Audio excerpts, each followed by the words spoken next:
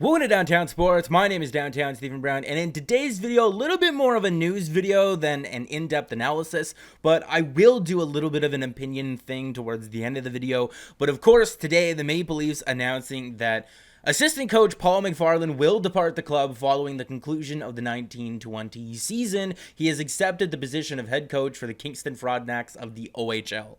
And Paul Mcfarland, pictured on the left in the picture on the screen, was brought in to replace Jim Hiller to run the forwards and the power play this season because people weren't too thrilled about how the offense was going last season and the year before that, and people still weren't very happy, even though the Maple Leafs were something like third or fourth in the NHL in goals. Yeah, got it right here. Third in goals per game, but their power play percentage was sixth. So, I mean, not too bad, but it did feel like at times this season that the offense was very frustrating to watch, that they weren't very creative, that they were capable of a lot more, especially when Mike Babcock was the head coach. So I'm wishing the best of luck to Paul Mcfarland in the OHL with the Kingston Frontenacs. I don't think Doug Gilmour has anything to do with that organization anymore, but best of luck to Paul. But looking forward, who are the Maple Leafs going to add to this coaching staff? I was having a conversation with one of my best friends, Anthony Venna. By the way, if you're not following Anthony on Twitter, I will link it in the description of this video. Go follow Anthony. He is one of the up-and-coming people in the advanced analytics community, a graduate of Ryerson University and their computer science program, one of the smartest guys that I know. He scrapped the entire CHL site and put it into a neat and organized little public tableau, which I will link in the description of this video. And he did that for the entire 2020 draft class, this upcoming draft class, for primary points, primary assists, goals. You can see it all in that public tableau, which I'm going to be linking in the description of this video. He's also a data tracker for the Mississauga Steelheads of the OHL. Just a really smart, awesome guy that I've known for a very, very long time. Also a referee in one of the Toronto youth leagues here, also helping to coach his brother's team. Just a smart, incredible hockey mind that's going to be up and coming, so go ahead and go follow him. One of my best friends, great guy. We're going to be using a lot of that data to target some players that maybe the Maple Leafs could look to steal in this upcoming draft in a video that I am preparing.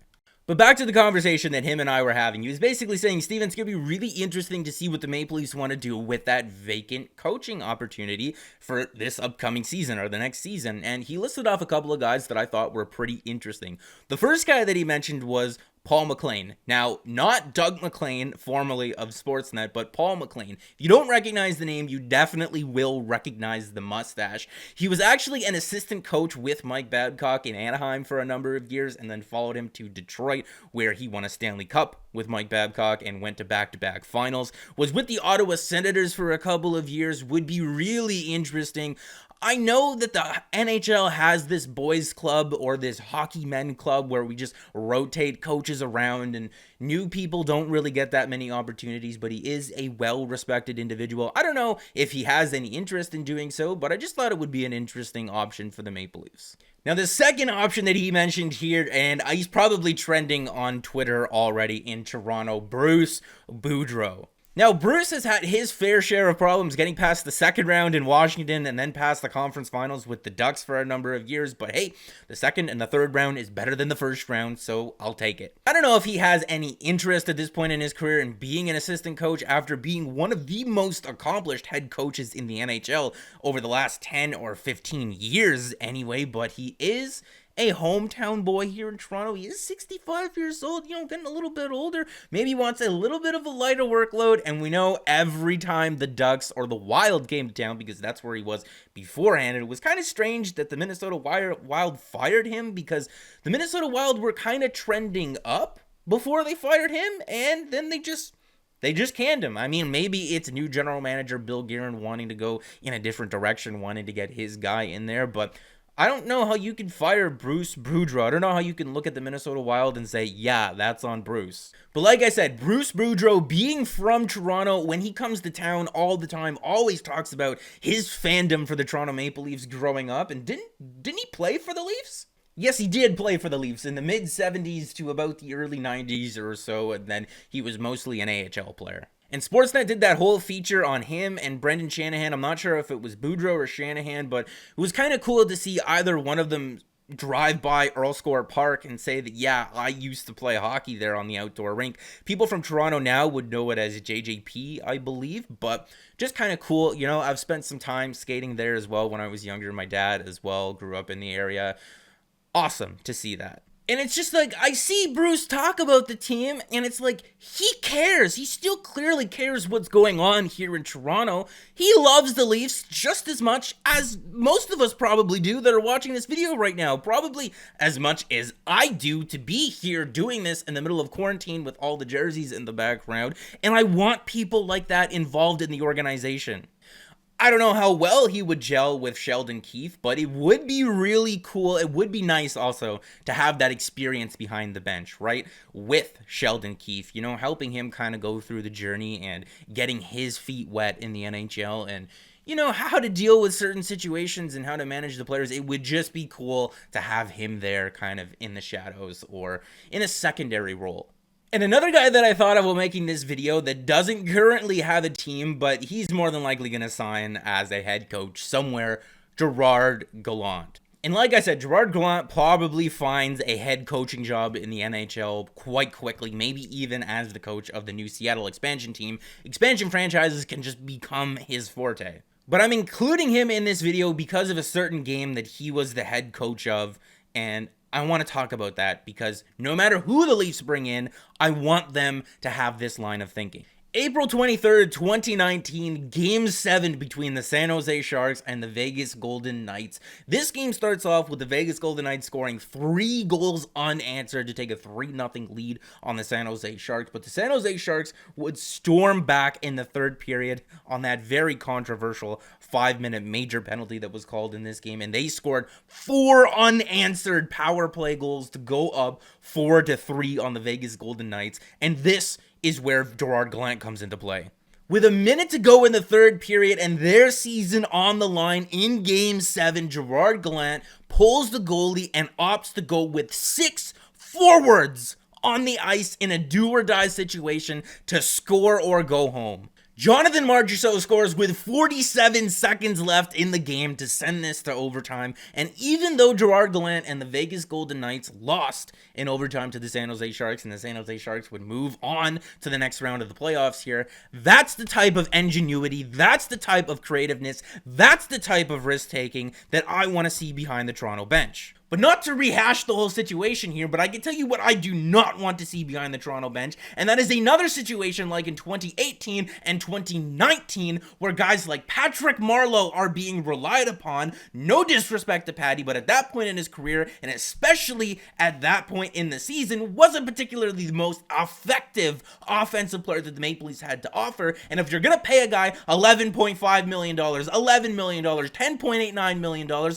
they better be on the friggin' ice when the game matters the most. You want to know what world the Maple Leafs can't afford to pay 4 forwards almost $40 million? A world where they don't use them in the correct situations. A world where, 55 seconds is up, you gotta get off the ice on the power play. No! You're gonna pay that guy 11.5, 11.634, whatever the hell million dollars it is to be on the bench? No! Play him until his ankles grind into the ground. You're gonna ask yourself, Steven, what the hell is on the screen right now? Well, the calculator to the right is the amount of minutes that the Washington Capitals have spent on the power play this season. It's about an approximation, 386 and a half minutes. 331 of those minutes, Alex Ovechkin spent on the ice. It's about 85% or so of the power play time that the Washington Capitals have goes to Alexander Ovechkin. On the left is the amount of power play ice time that Austin Matthews is getting here in Toronto,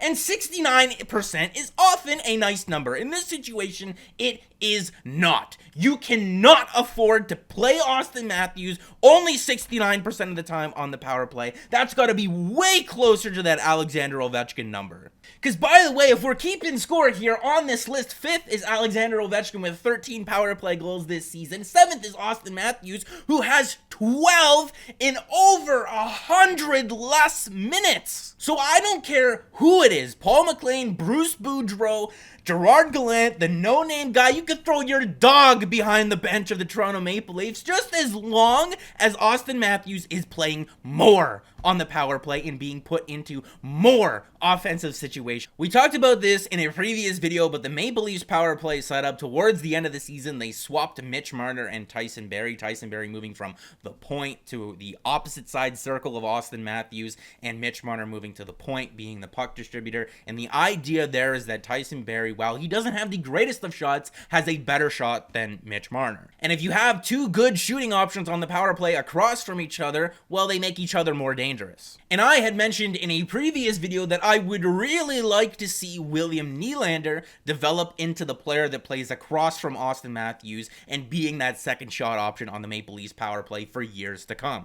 Because as we're seeing displayed on the screen, the left charts being William Nylander, the right being compared to the league, William Nylander is very much not a perimeter player. If you're looking at the goals area and the percentage of where he scores it compared to the rest of the league, 38% of his goals coming from directly right in front of the net compared to 22%.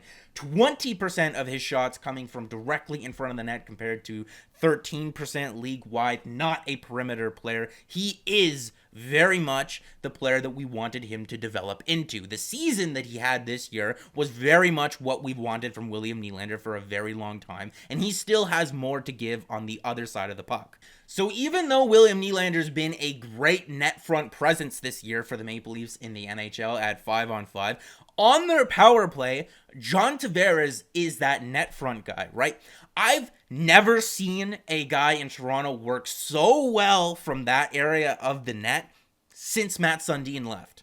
Matt Sundin used to just set up office behind that net. He'd throw his elbows up, and there was nothing that you could do to get the puck off of him. So with John Tavares locking down that net front presence on the power play for the Toronto Maple Leafs, William Nylander can also be that guy, and having him in the high slot area, in that bumper area, I don't think that you should not have William Nylander there. I would much prefer him on the opposite side of Austin Matthews, and that's not a hard thing to practice, just shooting from one area of the ice. I mean, maybe not right now, but once the rinks actually open up, just dump a bucket of pucks on the ice and have players or coaches feed him from different areas of the offensive zone, standing in that one spot, and just rip shots from there. After, maybe 8 or 9 or 12 hours of doing that, he might be pretty good at it. So I know the video didn't start out that way. I got really hot, by the way, when I was yelling for a little bit, but the video shouldn't, I didn't plan it to be a yelling or Mike Babcock topic at all, but,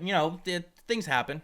So I'm going to ask you the question, what would you like to see the Maple Leafs do on the power play next season or with their offense, right? Because the guy that they would bring in to replace Paul Mcfarland wouldn't just be running the power play, they'd be running the forward group as a whole. If you liked the video, make sure to leave me a like and subscribe for more, because more is always on the way. And guys, remember, the Maple Leafs are going to be just fine. All they have to do is play the guys that they paid.